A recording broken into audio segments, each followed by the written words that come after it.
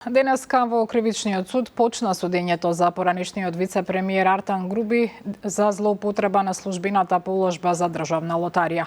Освен правните перипетии што го следат случајот, судењето го привлекува вниманието на јавноста и поради политичките импликации што може да произлезат од процесот. Во Кривичниот суд е Михајло Видимлиски. Михајло, кои се последните информации?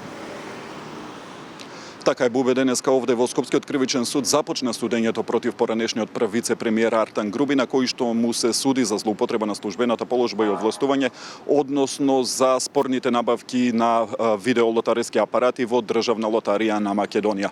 Тој беше спроведен нешто пред 10 часот овде во Скопскиот кривичен суд од домашен притвор, но освен на него во овој предмет им се суди уште на 7 други лица. Прво обвинетиот Перпарин Бајрами, кој што е поранешен генерален директор на Државна лотарија, е недостапен за органите на прогонот, сепак ова судење ќе се одвива во негово отсуство.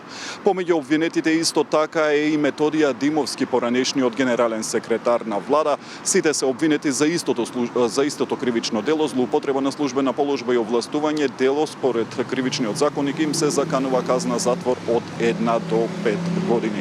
Нова прворочиште судијката Билјана Шуплиновска-Јовески кажа дека се работи за обвинителен предлог кој што се суди по скратена постапка, но со оглед на тоа што во краткиот временски период од поднесување на обвинението доказниот материјал не им бил доставен по пошта, туку денеска на ова рочиште им се доставува на обвинетите, па со оглед на тоа тие ќе имаат време да ги разгледаат доказите. Обвинителството што ги предложи 231 материјален доказ и 7 сведоци ќе бидат повикани за испитување во врска со овој случај, во кој што има и вештачење, околу 10 дена да ги разгледаат доказите, па на 7 септември за да започне и официјално судењето и обвинетите секако да се произнесат за вина. Според обвинителството, штета на државниот буџет е од околу 8,2 милиони евра.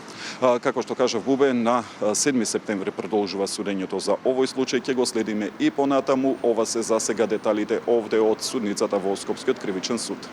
Михајло, ти благодарам за ова вклучување во вестите во 11 часот.